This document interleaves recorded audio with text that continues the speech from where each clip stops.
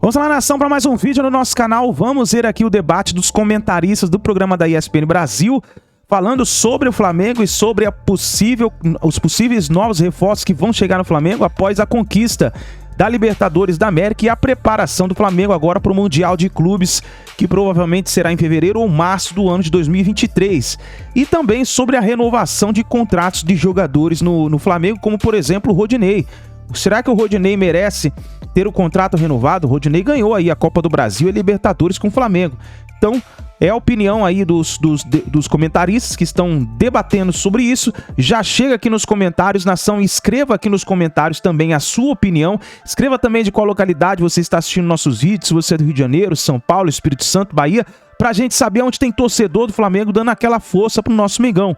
E vai aqui no like, explode o dedo no like se você está feliz com as conquistas do Flamengo e se você acredita que agora sim o Mundial vem, que o Flamengo vai conquistar o Mundial em cima do Real Madrid. Então, deixa o seu like no vídeo. Se você não é inscrito no canal, vai rapidinho, se inscreva, ativa o sino das notificações e vamos para mais um vídeo do Mengão aqui no nosso canal.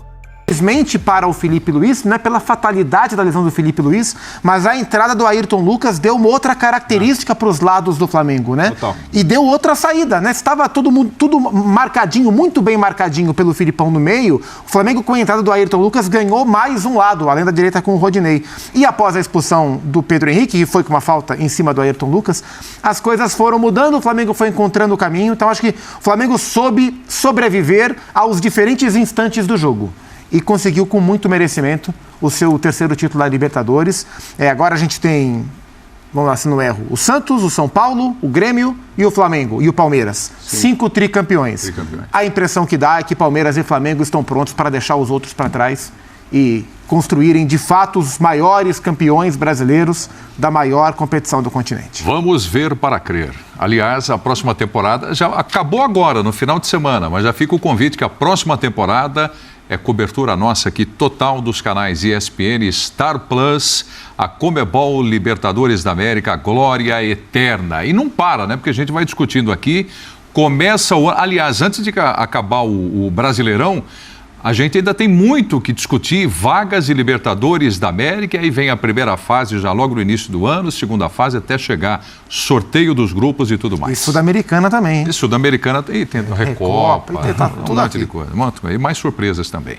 Tudo bem, Breila? Tudo bem, Prieto. Boa noite, companheiros, fã de esportes. Meu destaque vai para Gabigol.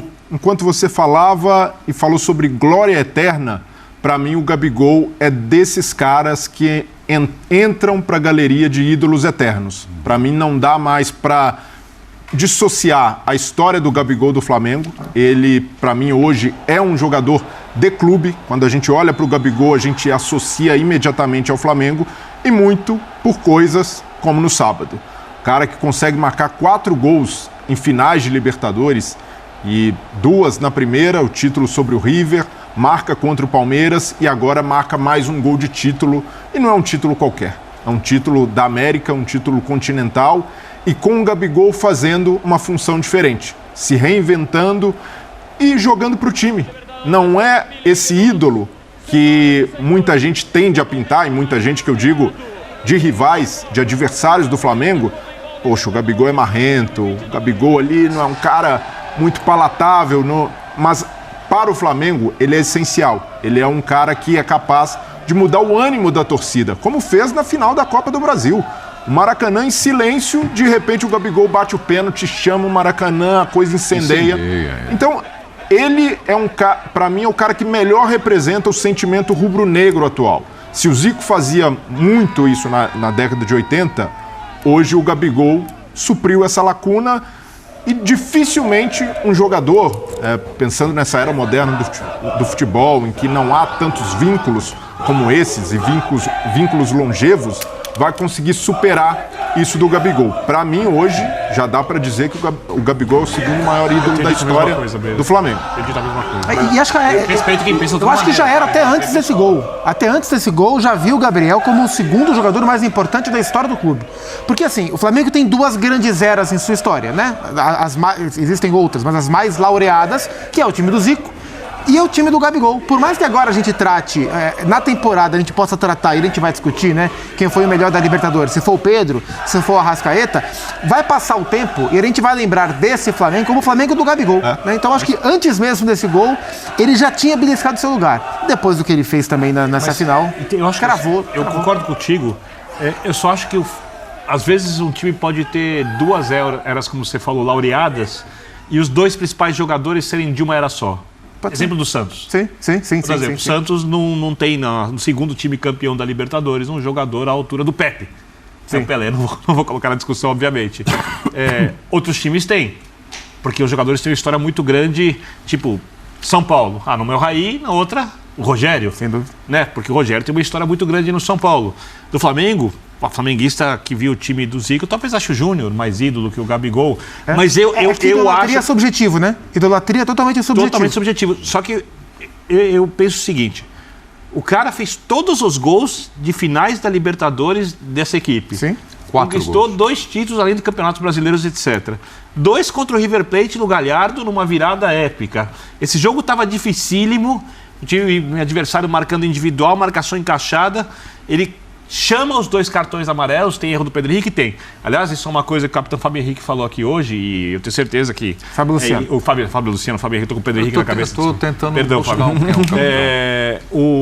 Quando você faz marcação individual, o técnico orienta o jogador a fazer a falta quando ele vai ser driblado. Porque se ele for driblado, você quebra desmonta tudo.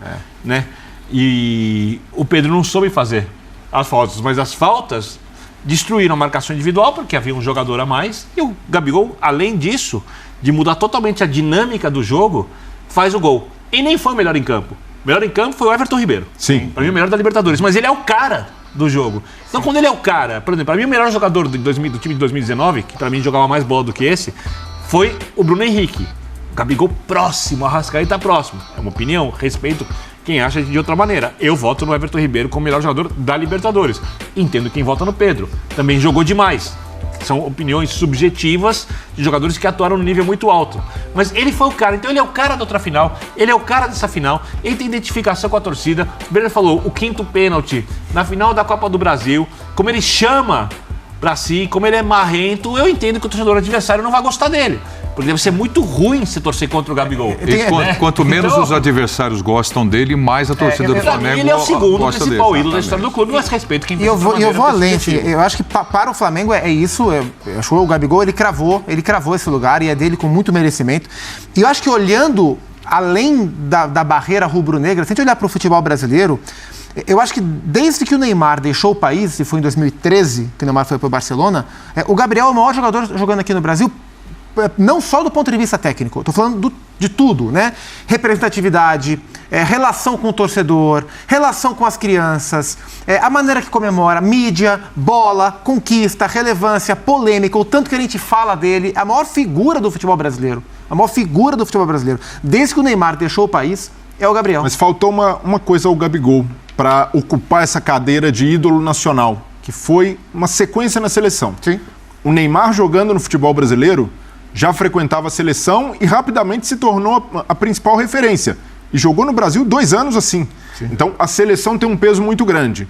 Se o Endrick, por exemplo, consegue ser esse cara carismático, como é o Gabigol, que tem a identificação com o torcedor, e o Endrick ainda revelado na base, e consegue cedo ainda, antes de sair para a Europa, como se espera, consolidar uma titularidade na seleção, ele pode conquistar algo que falta ao Gabigol, essa cereja do bolo de seleção para se transcender o Flamengo. É que acho que ele não vai ficar aqui para isso, né? É isso que a gente não sabe. Tem Quanto pouco tempo ele vai continuar acho que não, escrevendo esse aqui não história fica ali, aqui né? pra isso. Mas, por exemplo, ele parece que já está animado em usar a 10, né? Do ano que vem. O Gabriel, né? O Gabigol vai usar a 10, né? Até perguntaram ao Zico hoje se ele... Abençoa esse. Falou, o Gabriel falou, se o Zico liberar, se o Zico liberar, eu topo. O Zico, não, que isso, pela história que ele está fazendo, eu não preciso nem liberar, não, enfim, ele merece mesmo. Acho que concordo com tudo que vocês disseram, essa identificação dele com o Flamengo, fenomenal, monstruosa. E meio abençoado, né? Porque, assim, a fase era do Pedro agora, né? Imaginava, assim, se tivesse que apostar umas fichinhas ali, quem vai decidir, eu acho que estaria mais para o Pedro, pela função que o Gabigol está exercendo, de dar mais assistência do que ser o último cara ali e tal. Então, antes do jogo, imaginava só, se o Flamengo ganhar e tal, alguém que vai decidir, puxa, primeiro seria o Pedro. Não. É para ele ficar na história mesmo. Sobrou, foi pro Gabigol. E tem essa questão e não vão tirar mais isso dele. Eu acho que essa história só pode agora aumentar. E aí vai depender de quanto tempo ele fique, que gols ele ainda vai fazer. Você imagina assim, agora ele vai ter mais uma chance de disputar o Mundial. Você imagina um gol em Mundial. Enfim. Com o Flamengo. Não, então, com o Flamengo. Com o Flamengo. Não, porque eu quero chegar depois de seleção e entender alguma coisa de seleção. Desculpa, claro. Seleção, tem 5 jogadores. Não, tem 5 jogadores na pré-lista do Tite do Flamengo. Ele talvez seja um deles. Menos cotado. Não, ele é um deles. É ele, Sérgio Everton, Everton Ribeiro. Felipe Luiz. Parecendo eu. Everton Ribeiro, Felipe Luiz. Pedro e o Santos goleiro e tal. Eu não vejo que ele tenha grande chance de ir, não. Eu acho que dali 2 pelo menos devem ir, Everton Ribeiro e o Pedro.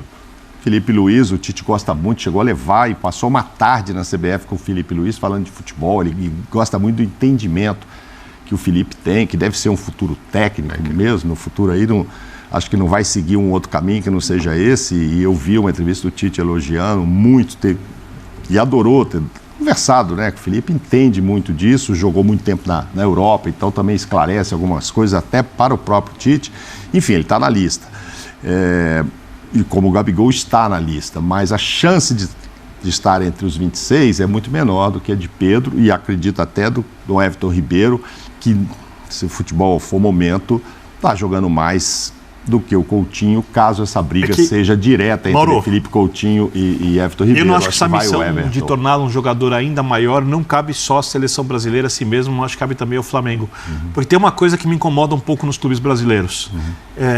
O Flamengo ele tem 42, 43 milhões de torcedores. O Flamengo é gigante no Brasil, é gigante no continente, mas o Flamengo não consegue ser um time global, nem um time brasileiro. É isso. O Boca é um time global. O River é um time global. Por exemplo, eu viajando para fora, eu fui numa loja da fornecedora de material esportivo do Flamengo, né? E de fornece para outros times brasileiros. O único time brasileiro que tinha a camisa exposta ali era o Flamengo. Aí eu tentei descobrir o porquê. E é porque o Flamengo vende muito, isso faz parte do acordo, porque o Flamengo eu diria que, eu não sei se esse é o termo, mas eu imagino que para os patrocinadores, o Flamengo é o que mais interessa, porque o Flamengo tem mais mercado. Acho que chegou no momento em que um time desse tamanho, desse porte, com essa torcida, com essas conquistas, com esse potencial, ele precisa de algum jeito entrar com mais força em outros mercados. Você pegar, por exemplo, lógico que é uma comparação cruel, né? Mas talvez você vá para a Ásia e talvez você veja um time médio inglês com mais entrada por causa da Premier League, não só por causa do time, do que tem um gigante, que nem o Flamengo. E isso vale para outras equipes muito grandes do Brasil. Eu acho que passa pelos jogadores que lá estão também, né? Porque os jogadores estão... o Boca e o River, por exemplo, não são globais. Mas aí entra um outro detalhe que vai além do futebol praticado pelas equipes e de conquista de títulos também. Entra a questão de televisão, direitos de televisão. Né? Onde se assiste o futebol brasileiro? Na Europa. Eu não digo de uma determinada emissora brasileira com um canal internacional. O campeonato brasileiro é melhor que o argentino. Compra de direito do futebol brasileiro fora do Brasil. Em Portugal se assiste bastante. Através do quê? De compra de direitos? Sim. Muito pouco. Talvez seja até pela língua. Sim. E porque é um país que contrata jogadores brasileiros dos mais diferentes níveis. Exatamente. Dos menos conhecidos aos mais badalados. Então, o dia que você tiver, por exemplo, a Liga, vamos supor que role a Liga já a partir da próxima temporada. E aí você tem o produto futebol Liga Brasileira entrando no mercado europeu, asiático, aí você pode ter certeza absoluta que você vai vender assim aos montes.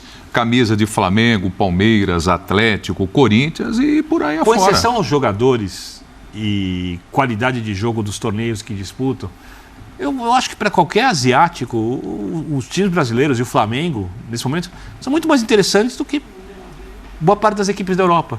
pelo comportamento da torcida, Mas pela você falou, identidade. o cara vai pro Japão, assiste a Premier League, então ele conhece os times, inclusive, da segunda divisão. A diretoria do Flamengo precisa achar uma forma de entrar com mais força fora, o que obviamente tornaria o Gabigol também um jogador mais do macro, do mundo, mas um jogador tão respeitado dentro do continente onde ele é gigante. Mas aí é que tá, eu concordo muito com o Prieto, porque não dá para mesmo um clube gigante como o Flamengo fazer esse processo sozinho. Internacionalização não é... o Flamengo pode ganhar tudo aqui no Brasil, pode ganhar tudo no cenário sul-americano, mas se não houver um movimento conjunto de valorização do futebol local, e o futebol local inclui Brasil, mas também América do Sul. Mas vou repetir a pergunta. Por que o Boca e o River conseguem mais que as equipes brasileiras? Transmissão do futebol argentino. Então, mas não é qualidade, é transmissão. Assim como o Zupac falou, em Portugal você vê o Campeonato Brasileiro, de repente na Espanha você vê o Campeonato Argentino. Tem uma coisa peculiar de Boca e River, porque eles vendem muito direito de transmissão do clássico. Exato. O clássico argentino, que é um clássico na mesma cidade, em Buenos Aires, a capital, e aqui no Brasil a gente não tem... Inclusive a Supercopa da Argentina vai para a Arábia pelos próximos anos. Então, eles têm esse processo, mas é muito focado no clássico. E não por acaso, onde foi a decisão da Libertadores, River e Boca 2018, né? Bernabéu, porque havia apelo no mercado para isso. Lotado. Mas muito se desenvolveu porque eles tiveram essa sacada e aí passaram a envelopar o clássico, super clássico, venderam como uma marca à parte do futebol argentino, mas no Brasil o caminho para o Flamengo, de fato, é ter uma liga forte não só para se internacionalizar, mas para consolidar essa hegemonia que é como o Flamengo pode chegar no Mundial e de repente jogar de igual para igual de fato com europeus. Se provando aqui. Com respeito, né? E não adianta o Flamengo ter, na temporada, 5, 6 jogos no máximo em altíssimo nível, algo equiparável de longe ao nível do futebol europeu, e chegar lá e achando que vai ter algo semelhante. Não vai. Se esse nível de enfrentamento se repete com mais regularidade por aqui, e isso implica em equipes mais fortes, em um campeonato mais competitivo, a gente consegue enxergar um clube estruturado e à frente dos outros como o Flamengo, até mesmo o Palmeiras, em uma condição muito melhor para disputar com europeus, para rivalizar de fato. E aí, rivalizando, não tem como ignorar mais. Com um possível mundial estendido, com mais equipes, um Flamengo conseguindo chegar com frequência e chegar competitivo, porque é testado anualmente e frequentemente no Brasil, essas possibilidades aumentam bastante de internacionalização. E acho que em relação a Boca e River, assim, eu sinceramente não tenho a resposta exata, mas eu acho que existem alguns pequenos motivos que você vai colocando na massa, a massa do bolo vai crescendo. Acho que existe uma questão de proximidade de cultura maior da Argentina com a Europa do que Brasil com a Europa, então acho que há uma identificação maior. Eu acho que o fato do calendário argentino ser alinhado com o calendário europeu permite que pré-temporada seja feita eventualmente, ou lá atrás principalmente, com um intercâmbio maior de Boca e River com times europeus do que aqui. Eu acho que esses pequenos fatores vão somando e vão trazendo uma identificação maior nesse sentido. Eu não sei como, se através de TV fechadas, quais países transmitem TV aberta, mas desde 2021, mais de 100 países no mundo compram o Campeonato Brasileiro. Sim. Que chegou em 2021 nos Estados Unidos, chegou à China, passa no Catar, Oman, está lá no Oriente Médio. É muita gente que tem comprado. Não sei lá, assim, nunca chequei, agora mesmo fiz uma viagem, mas não fui lá procurar, onde é que será que eu conseguiria ver? Sabe, um streaming daqui, de quem e tal. Mas são muitos países que compram. Eu acho que a tendência é mudar. Eu entrei agora lá no Cairo, agora em setembro, com a minha mulher. Ela queria comprar aqueles lençóis de lá, de fios, não sei o quê, não sei quantos. Fios egípcios, né, Maurão? Fios egípcios. Lá só chama fios, né? Porque eles já são egípcios. Já são egípcios. Lá só chama fios. Mas tem de 400 fios, de 800 fios, de 1.200, 1.500, tem vários. Gostoso, macio. Macio, barato que só. O que aconteceu? Tá dormindo em enxoval. Mas não comprei dos mil e tantos fios, não. Mas o que eu quero dizer para vocês é o seguinte, que aí, de repente, óbvio que eu fui lá, olhei a loja e tal, ficou lá minha mulher, minhas filhas escolheram lá, e eu fui lá para fora. E aí, bom, vem cá, vê isso, vem cá, entra aqui de volta. Quando eu entrei de volta, estava o vendedor que estava mostrando para ela os lençóis com a bandeira do Corinthians. Eu falei, mas você é egípcio? Você morou no Brasil? Não, nunca morei, não. Aí ele falou assim, ó, na verdade, quem torce pro Corinthians é o meu irmão, eu sou o Flamengo. Mas o meu irmão é mais velho, então a bandeira que a gente tem aqui é do Corinthians. Acho que o irmão não deixava ele levar para a loja a do Flamengo.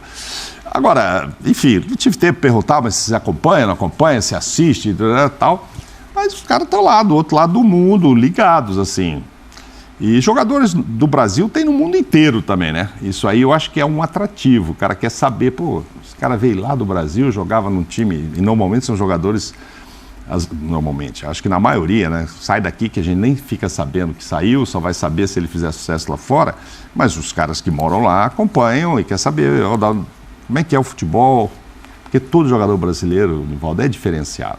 Sem dúvida. Esses países não contratam mesmo times ruins, menores, jogadores aqui no Brasil que vão muito novos e nem ganhando tanto assim, mas eles não contratam à toa, eles esperam algo diferente do brasileiro lá e atrai. É isso aí, nação. Então escreva aí sua opinião nos comentários, deixa o seu like no vídeo e se inscreva aí no nosso canal se você não é inscrito. Inclusive, se você quer que a gente venha reagir a outros vídeos, você tem aí algum vídeo que a gente quer que a gente venha reagir, manda pra gente lá no nosso Instagram, aqui embaixo tem aí o nosso contato, é só você mandar, tá certo? Nos vemos no próximo vídeo.